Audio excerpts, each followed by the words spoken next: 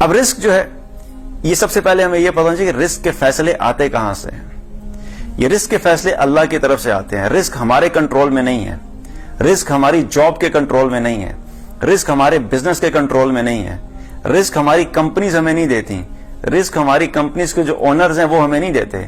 یہ تمام فیصلے جو رزق ہیں یہ اللہ کے کنٹرول میں اور اللہ تعالیٰ نے اپنے قبضہ قدرت میں رکھا ہوا ہے.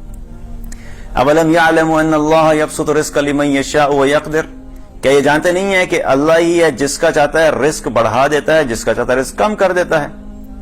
امن ھذا الذی یرزقکم ان امسک رزقا، اگر اللہ تمہارا رزق کم کر دے، رزق بند کر دے، تو کون ہے جو تمہیں رزق دے سکتا ہے؟ ان اللہ یرزق من یشاء بغیر حساب، اور اگر اللہ تعالیٰ کسی کو بے حساب رزق دینے کا فیصلہ کر دے تو کوئی اس کو روک نہیں سکتا. بے شک اللہ ہی چاہتا ہے، جس کو چاہتا ہے بے حساب رزق عطا فرماتا ہے. تو یہ رزق جو ہے اللہ تعالیٰ نے اپنے کنٹرول میں رکھا ہے. تو الٹیمیٹ کنٹرولر جو رزق ہے وہ اللہ سبحانہ تعالیٰ ہے. اب اللہ سبحانہ تعالیٰ نے جب رزق کو کنٹرول کیا ہے تو اللہ تعالیٰ نے کچھ راستہ بھی تو بتایا ہوگا کہ وہ کون سے ایسے طریقے ہیں کہ جن کے ذریعے سے تم اللہ سبحانہ تعالیٰ سے اپنے رزق میں کشادگی حاصل کر سکتے ہو. جس کے کنٹرول میں ہے وہ زیادہ بھی کر سکتا ہے، وہ کم بھی کر سکتا ہے. تو ہمیں اگر ہمارا وہ کنیکشن اللہ سے اسٹیبلش ہو جائے اور ہمیں وہ طریقہ پتہ لگ جائے کہ ہم نے اپنے رزق کو کیسے بڑھوانا ہے تو انشاءاللہ تعالیٰ ہمارے رزق میں کشادگی ہو جائے گی. اللہ تعالیٰ نے قرآن میں اس رزق کو بڑھانے کا ایک طریقہ بتایا. سورہ نوح کی آیت ہے. اللہ تعالیٰ نے کیا فرمایا؟ فَقُلْتُ أَسْتَغْفِرُ رَبَّكُمْ إِنَّهُ كَانَ غَفَّارًا، تو اپنے رب کے بارگاہ میں توبہ کرو، استغفار کرو، بے شک وہ بہت زیادہ معاف کرنے والا ہے. یرسل السماء علیکم مدرارا، جب تم استغفار کرو گے تو پہلی چیز تمہیں کیا دے گا؟ آسمان سے تمہارے لیے مشتاہدھار بارش عطا فرمائے گا. تمہیں مشتاہدھار بارش عطا فرمائے گا. تو استغفار کیا تو استغفار کے بدلے میں اللہ کی طرف سے کیا کمٹمنٹ ہے کہ وہ تمہیں مشتاہدھار بارش عطا فرمائے گا. حضرت عمر رضی اللہ عنہ کے دور میں ایک وقت ایسا آیا کہ بارش نہیں ہو رہی تھی. اب میں آپ کو یقین بتا رہا ہوں کہ یقین کیسا تھا صحابہ کا اللہ کی ان آیات کے اوپر. آج ہمارا ایمان تو ہے لیکن ہمارا یقین کمزور ہے.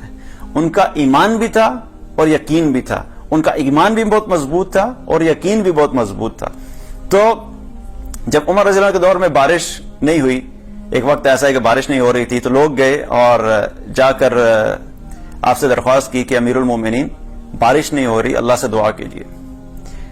تو آپ نے کیا کیا؟ آپ سب کو لے کر باہر نکل گئے بارش کی دعا کرنے کے لیے.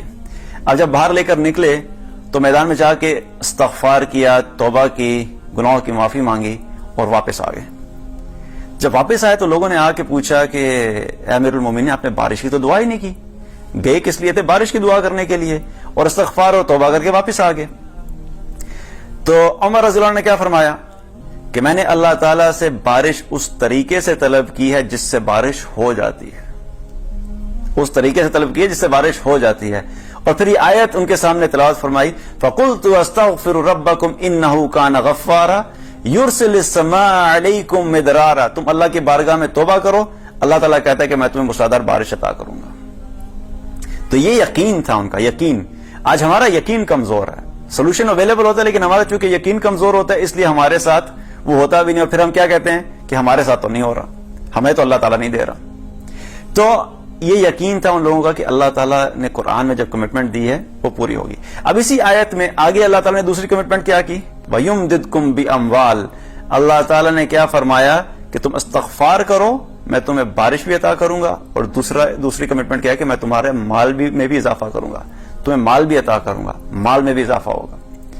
تو یہ اللہ کی طرف سے وعدہ ہے کہ جب ہم اپنے گناہوں پہ توبہ کریں گے، استغفار کریں گے، تو اللہ سبحانہ تعالیٰ ہمیں رزق بھی عطا کرے گا، ہمارے رزق میں کشادگی عطا کرے گا.